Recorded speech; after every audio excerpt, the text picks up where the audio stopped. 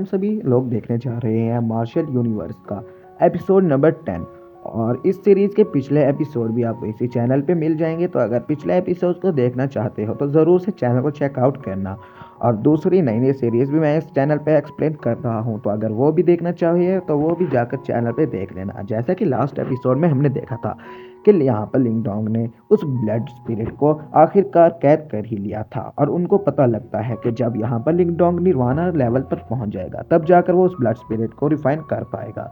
इधर दूसरी तरफ हमें यहाँ पर लैंग जियान को दिखाया जाता है, जो कि यहाँ पर पैलेस हॉल की तरफ जा रहा था। और पैलेस हॉल के अंदर आते ही वो देखता है कि यहाँ पर एल्डर जैंग और एल्डर मू आपस में बात कर रहे हैं, और वो उनकी बात बहस का मोड़ दिखाए हुए दी जा रही थी।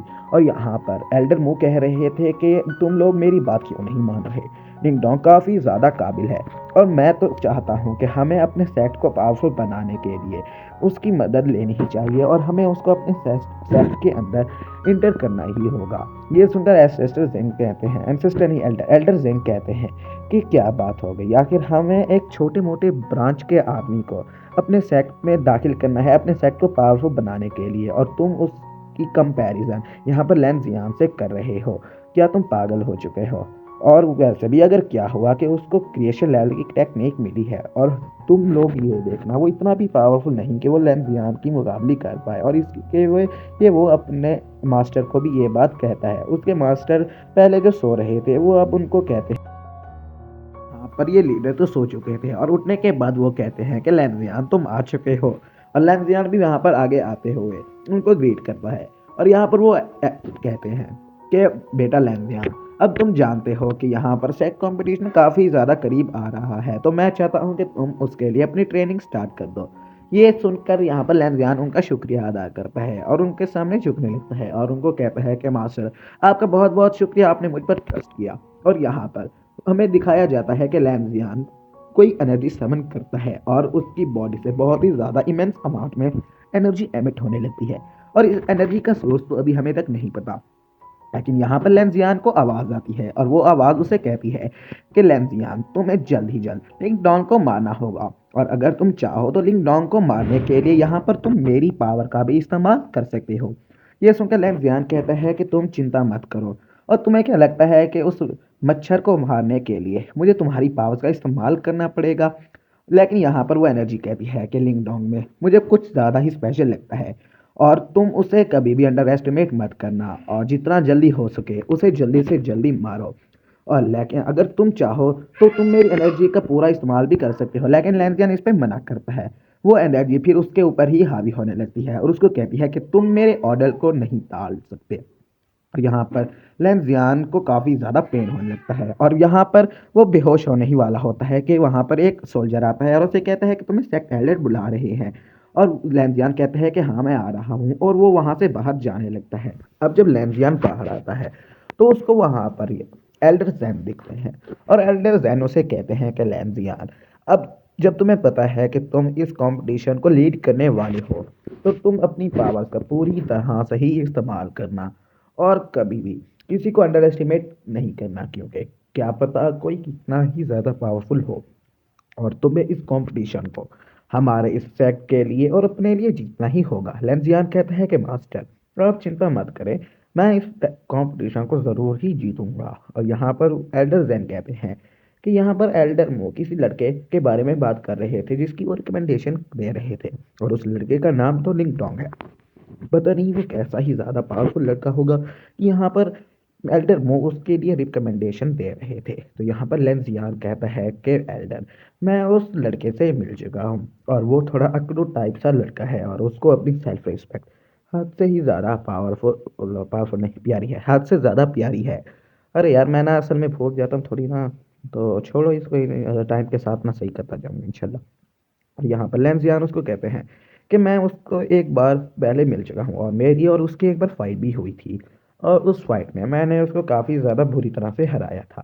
तो यहाँ पर दूसरी तरफ हमें लिंग डोंग को दिखाया जाता है, और लिंग डोंग यहाँ पर अपनी ग्रेट सन थंडर बॉडी के लिए कल्टीवेशन कर रहा था, और उसने यहाँ पर येन डेंसिटी में रुकना पसंद किया था, और वो एक पहाड़ के ऊपर रुका हुआ था, और वहाँ पर वो अपनी कल्टीवेशन की प्रैक्टिस जारी रखता है, और वहाँ पर आसमान में उड़ने लगता है, और वहाँ पर एक काफ़ी ज़्यादा थंडर स्टॉर्म आ जाता है और वहाँ पर उसके ऊपर गिरता है, जिसकी वजह से हम देखते हैं कि उसकी ग्रेट सन थंडर बॉडी की स्टेज एक लेवल से बढ़ चुकी थी और अब वो नीचे आता है और रैट उसको कहता है कि क्या तुम्हें कोई एनर्जी महसूस हो रही है?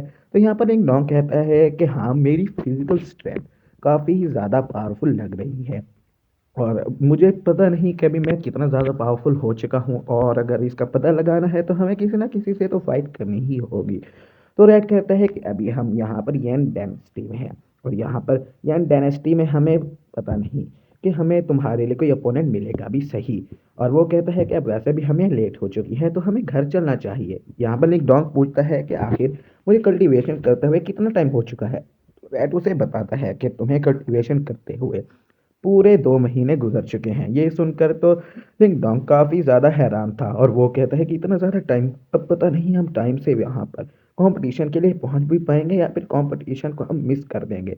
और इसीलिए वो यहाँ पर वापस जाने के लिए बिल्कुल तैयार था।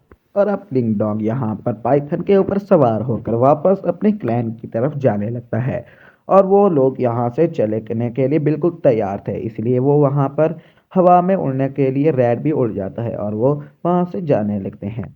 जाते हुए यहाँ पर रैट लिंग डोंग को बताता है कि मुझे यहाँ पर एक एनर्जी महसूस हुई है, तो वो वहीं पर रुक जाते हैं और लिंगडोंग से पूछता है कि बताओ तुम्हें किस तरह की एनर्जी महसूस हो रही है? तो रैट उसे बताता है कि मुझे ऐसा लग रहा है कि हमारे पीछे कोई आ रहा है और वाकई में ही वहाँ पर वो एल्डर आ रहे थे जो कि एंसेस्टर सील को ढूंढ रहे हैं। और वो कहते हैं कि बच्चे तुम मुझसे नहीं बच सकते और वो अपनी स्पीड को बढ़ा देते हैं और वो समझ जाते हैं कि यहाँ पर उस लड़के को भी समझ आ चुका है कि मैं उसका पीछा कर रहा हूँ और मुझे उसे जल्द ही जल्द पकड़कर उससे एंसेस्टर सील को हासिल करना ही होगा। और इसीलिए वो अपनी रफ्तार को और भी ज़्यादा तेज़ कर देते हैं। और यहाँ पर हमें बताया दिखाया जाता है कि यहाँ पर रैट लिंगडोंग से कह रहा था कि उसकी एनर्जी यहाँ पर निर्वाणा लेवल की लग रही है और हमें जल्दी करनी होगी। लेकिन यहाँ पर रैट उसको बताता है कि उसकी स्पीड हमसे बहुत ही ज़्यादा है और हम जितना भी ज़्यादा फास्ट उड़ सकें हम उससे नहीं बच सकते। और ये सुनकर लिंगडोंग कहता है तो अगर हम उससे बढ़ नहीं सकते तो हम क्या करें? तो रैट उसे कहता है कि ये तब तुम्हें ही सोचना होगा और मुझे नहीं पता कि आखिर वो है कौन और उसकी मैक्स टू मैक्स कल्टीवेशन क्या है। मैं तो उसके सिर्फ मिनिमम एनर्जी बता रहा हूँ कि वो निर्वाणा लेवल की है। और यहाँ पर लिंग डोंग नीचे फॉरेस्ट की तरफ आ जाता है और एल्डर भी पहुंच चुके थे और एल्डर उसको देख कर कहते हैं कि ये तो काफ़ी ज़्यादा समझदार लड़का लग रहा है जो कि इसने भागने की बजाय मुझे फेस करना चुना। और यहाँ पर लिंगडॉन उनसे हाय करता है और उनको ग्रीटिंग करने के बाद उनसे कहता है कि मास्टर, आप क्या मेरी पीछा कर रहे थे? तो वो कहता है कि हाँ बच्चे, तुमने सही समझा, मैं तुम्हारा ही पीछा कर रहा था। तो तुम जल्दी से मुझे अपने पास के एंसेस्टर सील दे दो ताकि मैं वो एंसेस्टर सील लेके तो तुम्हें यहाँ से जाने दूँ। लिंगडोंग तो कहता है कि नहीं मास्टर, आपको कोई गलत फहमी हुई है, गलत फहमी हुई है। मेरे पास कोई भी एंसेस्टर सील नहीं है और मैं तो इस चीज़ के बारे में पहली दफ़ा सुन रहा हूँ। ये सुनकर वो एल्डर कहते हैं कि तुम मुझे बेवकूफ़ बनाना बंद करो और वो उसको अपनी पावर से चेक करने लगते हैं और यहाँ पर उसके ऊपर अपनी पावर का इस्तेमाल करते हैं, जिसकी वजह से यहाँ पर उसका एंसेस्टर स्टोन ग्लो करने लगता है। लिंगडोंग का एंसेस्टर स्टोन ग्रो तो कर रहा था लेकिन लिंगडोंग ने अपने हाथ को बंद कर लिया था और यहाँ पर उस एल्डर ने भी उस एंसेस्टर स्टोन को ग्लो करते हुए नहीं देखा था। और वो कहते हैं कि हिलना डुलना बंद करो और वो अपना प्रोसेस कंप्लीट करते हैं और कहते हैं कि इसके अंदर से तो मुझे कोई भी एंसेस्टर सील नहीं मिली। लिंगडोंग कहता है कि मास्टर, मैंने तो आपको पहले ही कहा था कि मेरे अंदर कोई भी एंसेस्टर सील है, आपको गलत फहमी हुई है। और एंसेस्टर सील के बारे में तो आपने ही मुझे बताया कि आखिर ये चीज़ क्या है। ये सुनकर तो वहाँ पर वो एल्डर कहता है कि बच्चे, तुम कह तो सच रहे थे और शायद मुझे हिडन पपिट सेट वालों ने बेवकूफ़ बनाकर तुम्हारे पास ही भेज दिया है। शायद तुम उनके कोई दुश्मन रहे होगे, तुम्हें मारने के लिए उन्होंने मुझे भेज दिया। और यहाँ पर वो कहते हैं कि तुम्हें मेरे साथ चलना होगा और वो उसके ऊपर अटैक कर देते हैं। लिंग डोंग भी उसके ऊपर अटैक करता है लेकिन वो काफ़ी ज़्यादा पावरफुल थे और उसको एक केज के अंदर बंद करने लगते हैं और उसको कहते हैं कि हिलना डुलना बंद करो। अगर तुमने यहाँ पर ज़बरदस्ती भागने की कोशिश की तो मैं तुम्हें उसी वक्त ही मार दूंगा। और उसके बाद वो उस केज को और भी ज़्यादा छोटा करने लगते हैं, जिसकी वजह से यहाँ पर लिंग डोंग काफ़ी ज़्यादा परेशानी में था और वो कुछ सोचता है और वहीं पर उसके अंदर से वो एनर्जी कुछ ग्लो करने लगती है और वहाँ पर वो केक टूट जाता है। और केक टूटते ही हमें पता लगता है कि रिंग डोंग ने अपने एंसेस्टर स्टोन के अंदर से उस ब्लड स्पिरिट को बाहर निकाल दिया है और वो ब्लड स्पिरिट पागलों की तरह उस केज को तोड़ते हुए यहाँ पर उस एल्डर के ऊपर अटैक कर देती है। और वो ब्लड स्पिरिट काफ़ी ज़्यादा पावरफुल थी, जिसकी वजह से एल्डर को भी थोड़ी सी मुश्किल हो रही थी उसके अटैक्स को डिफेंड करने में। लेकिन यहाँ पर वो एल्डर भी कम पावरफुल नहीं थे और वो भी उस ब्लड स्पिरिट का मुकाबला काफ़ी आसानी से करने लगते हैं। और यहाँ पर वो उसके ऊपर खतरनाक अटैक्स कर रहे थे, जिसकी वजह से हमें दिखाई देता है और हमें ये पता लग जाता है कि वो ब्लड स्पिरिट भी इतनी ज़्यादा पावरफुल नहीं है कि वो इस एल्डर को हरा पाए। ये लिंग डोंग भी समझ जाता है और वो अपने पास से एक तलिस्मान निकालता है और तलिस्मान निकालते ही वहाँ पर कुछ एनर्जी समन होने लगती है, जैसा कि उस एंसेस्टर सील के अंदर वो एनर्जी थी।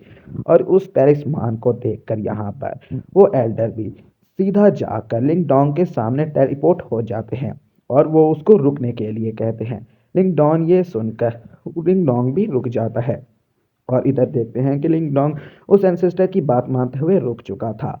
और लिंग डोंग ने क्योंकि अभी तक उस ब्लड स्पिरिट को पूरी तरह से रिफाइन नहीं किया था और उसको रिफाइन करने के लिए उसको भी निर्वाण लेवल का होना चाहिए, लेकिन वो उसकी बात नहीं मान रही थी। इसीलिए लिंग डोंग भी अब उस ब्लड स्पिरिट को वापस अपने एंसेस्टर स्टोन में रख लेता है। और यहाँ पर वो एल्डर कहते हैं कि बच्चे मुझे माफ़ करना, मैंने समझा था कि तुम्हारे पास वो एंसेस्टर सील है क्योंकि उसकी उसी की तरह डार्क एनर्जी इस तलिस्मान से भी आ रही है। तो मैं तुमसे ये तलिस्मान छीनना तो नहीं चाहता, इसीलिए मैं तुम्हें इसके बदले में कुछ और भी वैल्यूएबल चीज़ देना चाहता हूँ और ये तलिस्मान तो मुझे अपने पास ही रखना होगा। इसलिए वो अपने पास से एक मार्शल आर्ट्स का स्क्रोल निकालते हैं और उस स्क्रोल को वो निकालते साथ ही लिंग डोंग को पास कर देते हैं और लिंग डोंग को बताने लगते हैं कि बच्चे ये स्क्रॉल पकड़ो और इस स्क्रॉल में काफ़ी ज़्यादा पावरफुल मार्शल आर्ट की टेक्निक्स हैं, जिनसे तुम कल्टीवेशन करके और भी ज़्यादा स्ट्रांग हो सकते हो। वो एल्डर कहते हैं कि ये मार्शल आर्ट की टेक्निक्स तुम्हारे उस टेलिस्मान से तो काफ़ी ज़्यादा वैल्यूएबल है। और ये सुनकर लिंग डोंग भी मान जाता है और यहाँ पर ये एल्डर खुश होने लगते हैं और कहते हैं कि अच्छा कोई नहीं, मुझे सिस्टर सील तो नहीं मिली लेकिन मुझे यहाँ पर ये तो मिल चुका है। और वहीं पर वो जब पीछे देखता है तो वो कहता है कि यंग मास्टर, आप यहाँ पर क्या कर रहे हैं। और ये देखते ही उसके चेहरे पर तो कुछ और ही बच जाता है और यहाँ पर ये सीन कट होता है। और दूसरी तरफ हमें यहाँ पर लिंग डोंग को दिखाया जाता है जो कि काफ़ी ज़्यादा खुश हो रहा था और वो कहता है कि हमें भी कुछ नहीं हुआ और हमारी एंसेस्टर सेल भी बच गई और मज़े की बात यह है कि हमें एक नया ट्रेजर भी मिल चुका है।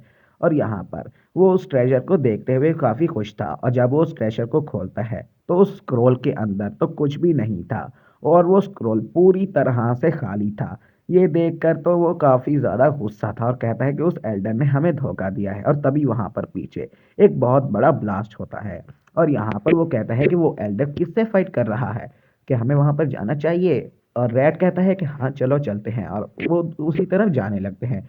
और यहाँ पर लिंग डोंग पीछे पेड़ के छुपा हुआ था और वो देखता है कि उस एल्डर को कोई काफी ज्यादा खतरनाक तरह से हरा रहा था और ये कोई और नहीं बल्कि कुंचू थी। और कुंचू उसको कहती है कि जब मैंने तुम्हें कहा था कि तुम्हें उस जगह पर रुकना है तो तुम्हें मेरे ऑर्डर की खिलाफी कैसे की और तुमने मेरी बात कैसे नहीं मानी और तुम यहाँ पर क्या कर रहे हो। ये सुनकर एंडर कहता है कि मैं जानता हूँ कि मैं तुमसे तो पावरफुल कभी भी नहीं हो सकता, हाँ लेकिन एक एंसेस्टर सील से ही मैं तुमसे ज़्यादा पावरफुल हो सकता था।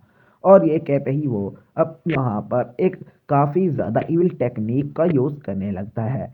यहाँ पर रेड लिंगडोंग को बताता है कि ये काफ़ी ज़्यादा खतरनाक टेक्निक है और ये टेक्निक काफ़ी ज़्यादा खतरनाक है कि इसको यूज़ करने वाला काफ़ी ज़्यादा डेंजरस बन जाता है और उसकी पावर यहाँ पर दोगुना हो जाती है, लेकिन उसकी खुद की जान को भी खतरा होता है। लेकिन यहाँ पर कुंगचो उसको काफ़ी ज़्यादा गंदी तरह से मारती है और उसको अपने अपने वाटर लोटस के अंदर कैद करके पूरी तरह से ख़त्म कर देती है।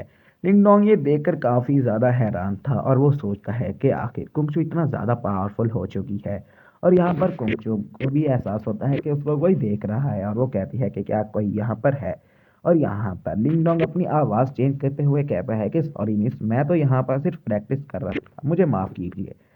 यहाँ पर यह सुनकर कुंगचू कहती है कि तुम्हें सॉरी बोलने की कोई ज़रूरत नहीं और तुम यहाँ पर अपनी प्रैक्टिस दोबारा से रिज्यूम कर सकते हो। यहाँ पर लिंगडोंग बाहर आता है और रैट उसको कहता है कि लिंगडोंग, तुम हमेशा यहाँ पर कुंगचो के बारे में सोचते रहते हो और जब यहाँ पर कुंगचो तुम्हारे सामने थी तो तुमने उसके साथ बात भी नहीं की। ये सुनकर लिंगडोंग कहता है कि मुझे उसका वादा याद आता है कि जब उसने कहा था कि जब हम दोबारा मिलें तो मैं चाहती हूँ कि तुम काफ़ी ज़्यादा स्ट्रांग बन चुके हो। ये सुनकर तो वो कहता है कि हाँ, ये बात तो सही है। और लिंगडोंग कहता है कि अब जल्द ही मैं उसके बराबर जब स्ट्रांग बन जाऊंगा तभी मैं उसके साथ मिलूंगा। रेड कहता है कि हाँ, ज़रूर ज़रूर, तुम काफ़ी ज़्यादा स्ट्रांग होने वाले हो और ये एक दिन होकर रहेगा। और यहाँ पर हमें सीन चेंज होता है और यहाँ पर दिखाया जाता है कि यहाँ पर कंपटीशन स्टार्ट होने वाला है और उसको यहाँ पर लेंजियान मीट कर रहा है और उसी के साथ ये एपिसोड यहीं पे एंड हो जाता है। सॉरी गाइज, मेरा थोड़ी सी तबीयत ख़राब है और ज़ुकाम हो रहा है तो वीडियोस भी अपलोड नहीं की और उसके अलावा एक्सप्लेनेशन अच्छी नहीं है, तो नेक्स्ट वीडियोस आपको बिल्कुल सही मिलेंगी।